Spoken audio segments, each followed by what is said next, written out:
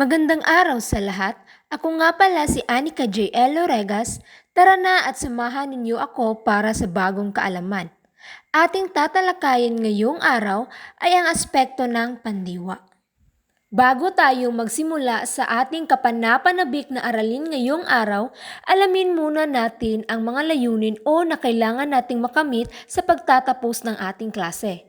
Ang unang layunin, natutukoy ng mga mag-aaral ang tatlong aspekto ng pandiwa: naganap, nagaganap, at magaganap.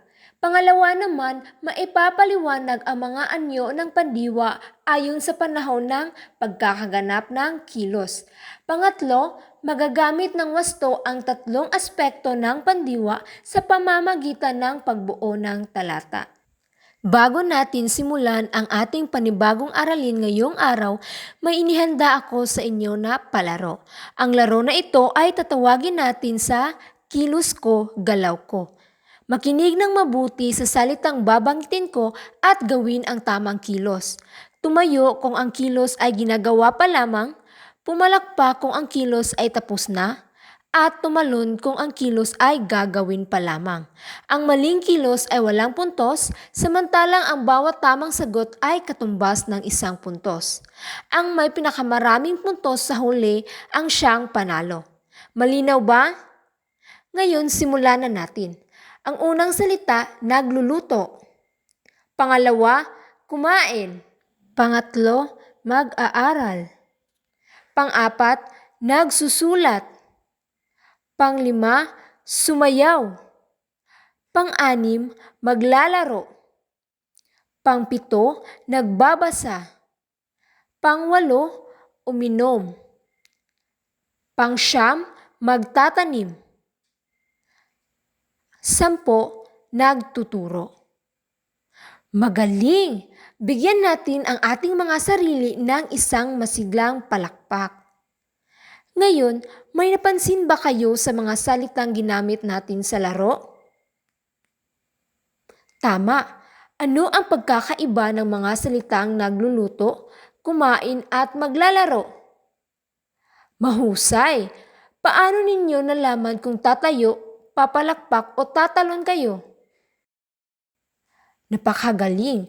Kung gayon, ano ang ipinapakita ng mga salitang ito tungkol sa kilos? Tama!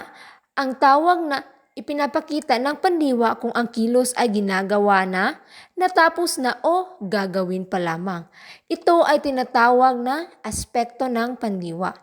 Kaya ang ating naging laro ay hindi lamang tungkol sa tamang pagkilos. Tinutulungan tayo nitong matukoy ang iba't ibang aspekto ng pandiwa sa pamamagitan ng pag-uugnay ng bawat salita sa tamang galaw. Ngayon ay mas handa na tayong pag-aralan at unawain ang tatlong aspekto ng pandiwa: ang aspektong perpektibo o naganap, ang aspektong imperpektibo o nagaganap, at aspektong kontemplatibo o magaganap. Handa na ba kayo tuklasin ang ating aralin tungkol sa aspekto ng pandiwa? Ang pandiwa ay bahagi ng pananalita na nagsasaad ng kilos o galaw. Ito ang mga halimbawa ng pandiwa: pumunta, bumili, nagbabasa, sumakay, naglakad, kumanta, nanood, nagsulat, naglalaro, naglinis, tumakbo, nagluluto, at gumuhit.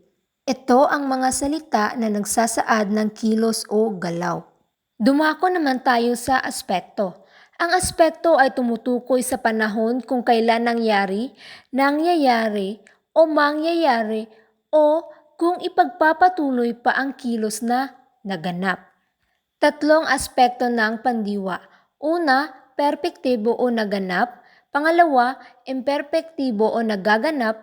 Pangatlo, kontemplatibo o magaganap. Perpektibo o naganap. Ito ay kapag ang kilos na isinasaad nito ay tapos ng gawin o naganap na. Halimbawa, kumain ako ng almusal kanina. Ano ang ginawa ko? Tama.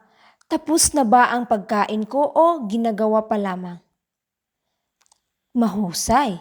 Kung tapos na ang kilos, anong masasabi natin tungkol dito? Magaling. Kaya ang tawag dito ay perpektibo o naganap na. Mga halimbawa, kumain si Ana, sumulat si Ben, naglaro ang mga bata, uminom ako ng tubig. Ngayon, ano ang napapansin ninyo sa mga kilos na ito? Tama, tapos na itong gawin. Ngayon, may mga katanungan ba kayo tungkol sa perpektibo o naganap? Kung wala na, dumako na tayo sa ikalawang aspekto ng pandiwa. Aspektong imperpektibo o nagaganap. Ito ay kapag ang kilos na isinasaad ay kasalukuyang ginawa na simulan ng gawin at hindi pa natapos. Pakinggan nyo ito.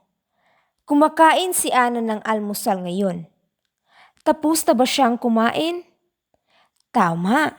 Ginagawa ba niya ang kilos ngayon? Mahusay. Kung ginawa pa ang kilos, ano kaya ang tawag dito? Napakagaling!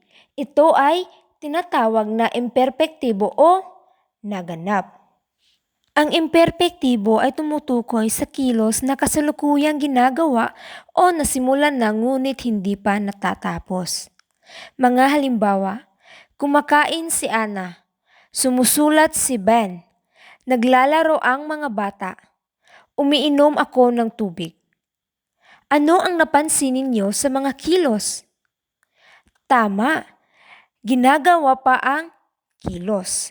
Ngayon, may mga katanungan ba kayo tungkol sa aspektong imperpektibo o nagaganap?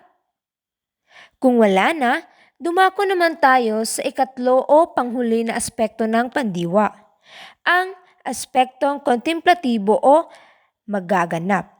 Ito ay tumutukoy sa kilos na hindi pa nagagawa o gagawin pa lamang. Ngayon, pakinggan ito. Bukas ay kakain kami sa bahay ng lola. Nakakain na ba kami? Tama, hindi pa. Kailan pa lamang mangyayari ang pagkain? Mahusay, bukas pa ito.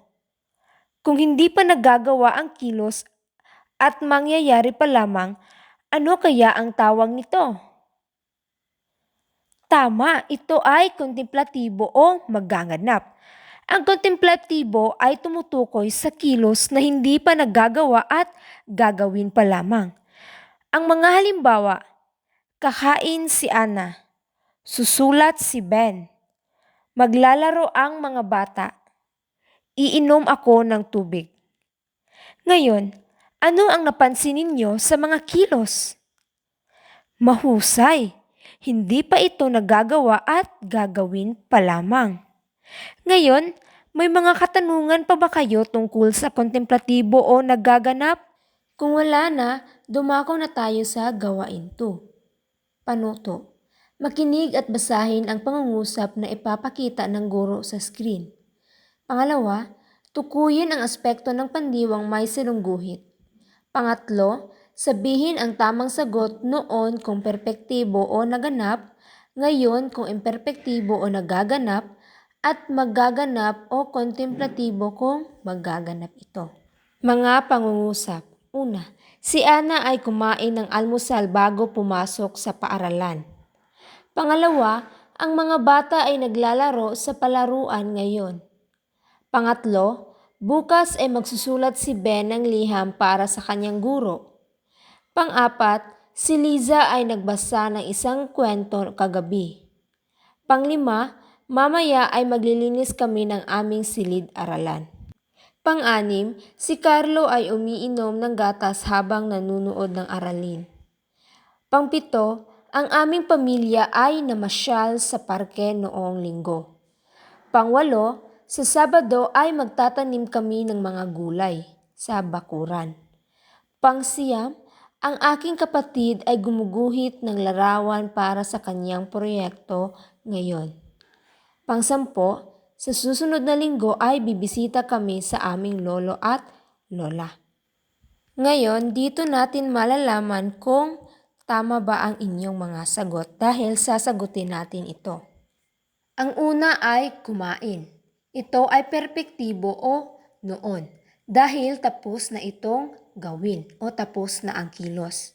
Pangalawa naman ay imperpektibo o ngayon dahil ang naglalaro ay kasalukuyan itong ginagawa. Pangatlo naman ay magsusulat. Ito ay magaganap o kontemplatibo dahil gagawin pa lamang ang kilos. Pang-apat naman ay noon o naganap dahil ang nagbasa ay tapos na itong gawin o tapos na ang kilos. Panglima naman ay maglilinis. Magaganap pa lamang ito dahil hindi pa nagawa ang kilos. Pang-anim naman ay umiinom. Ito ay ngayon o imperpektibo dahil ang kilos nito ay kasalukuyang ginagawa. Pangpito naman ay namasyal. Ito ay noon o perpektibo dahil ang kilos nito ay tapos ng gawin. Pangwalo naman ay magtatanim o magaganap o kontemplatibo dahil ang kilos nito ay hindi pa nagawa o hindi pa nagaganap. Pangsyam naman ay gumuguhit. Ito ay ngayon o perpektibo dahil ang kilos nito ay tapos ng gawin. Pangsampo naman ay bibisita. Ito ay magaganap o kontemplatibo dahil ito ay gagawin pa lamang ang isang kilos. Mahusay! Talagang naiintindihan ninyo ang aspekto ng pandiwa. Bigyan natin ang ating mga sarili ng 3 palakpak. Ngayon naman ay magkakaroon tayo ng pagtataya. Piliin ang tamang anyo ng pandiwa sa loob ng pinaklong upang mabuo ang pangungusap. Isulat din kung ito ay perpektibo o tapos na ang kilos, imperpektibo o ginagawa pa ang kilos, o kontemplatibo o gagawin pa lamang ang kilos. Ang una ay si Ana ay patlang ng liham kahapon. Pangalawa naman si Ben ay ng aklat ngayon. Pangatlo naman, bukas ay patlang kami ng mga puno sa bakuran. Pang-apat naman si Nanay ay patlang ng pagkain ngayon. Panglima naman si Carlo ay nagbisikleta kanina papunta ng paaralan. Pang-anim naman si Liza ay patlang ng larawan sa kanyang kwaderno ngayon. Pang-pito, mamaya ay patlang kami ng proyekto para sa klase. Pang-walo, ang mga bata ay patlang ng masayang awitin sa paligsahan ngayon. Pang-siyam, si tatay ay patlang ng sasakyan kahapon. Pang-sampo, si Marco ay patlang ng takdang aralin pagkatapos ng klase. Ilagay niyo lang ang tamang anyo sa pandiwa sa loob ng panaklong upang mabuo ang pangungusap. Isulat din sa baba ang aspekto nito. Ito ba ay perpektibo, imperpektibo o kontemplatibo? Ngayon naman ay sasagutan natin ito. Ang una ay sumulat at ito ay perpektibo dahil tapos na ang kilos. Pangalawa naman ay bumabasa. Ang aspekto nito ay imperpektibo dahil kasalukuyan itong ginagawa. Pangatlo naman ay magtatanim. Ito ay kontemplatibo dahil gagawin pa lamang o hindi pa nagagawa ang kilos. Pang-apat naman ay nagluluto.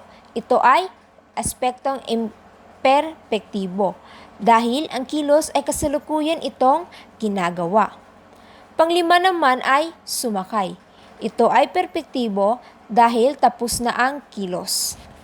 Pang-anim naman ay gumuguhit. Ang aspekto nito ay imperpektibo dahil ang kilos dito ay kasalukuyang ginagawa. Pang-pito naman ay gagawa. Ang aspekto nito ay kontemplatibo dahil ang kilos dito ay gagawin pa lamang o hindi pa nagagawa.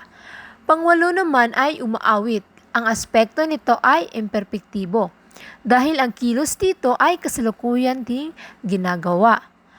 Pang-siyam naman ay naglinis. Ang aspekto dito ay perpektibo dahil ang kilos dito ay tapos ng ginawa. Pang-sampu naman ay susulat. Ang aspekto dito ay kontemplatibo dahil ang kilos dito ay hindi pa nagagawa o gagawin pa lamang. Napakagaling nyo naman! Ngayon, bigyan natin ang ating sarili ng masigabong palakpakan dahil nakikita natin na tayo ay natututo sa aspekto ng pandiwa. Ngayon, ito ang inyong takdang aralin Ang panuto dito, kumpletuhin ang talahanayan, isulat ang tamang anyo ng pandiwa ayon sa hinihinging aspekto. Ipapasa niyo ito bukas sa ating klase. Isusulat niyo ito sa inyong mga kwaderno. Sa kabuuan, ang pandiwa ay salitang nagsasaad ng kilos o gawain. Mayroon itong tatlong aspekto na nagpapakita kung kailan nangyari ang kilos. Ang una ang perpektibo o naganap. Dito tapos na ang kilos. Pangalawa naman ang imperpektibo o nagaganap. Dito naman ginagawa pa ang kilos. Pangatlo naman ang kontemplatibo o magaganap. Gagawin pa lamang ang kilos. Mahalaga ang pag-unawa sa tatlong aspekto ng pandiwa upang magamit natin ang tamang anyo ng pandiwa at maipahayag ng malinaw kung kailan ang kilos. Ito ba ay naganap, nagaganap o magaganap pa lamang. At yun lamang po, maraming salamat sa inyong pakikinig. Hanggang sa muling pagkikita!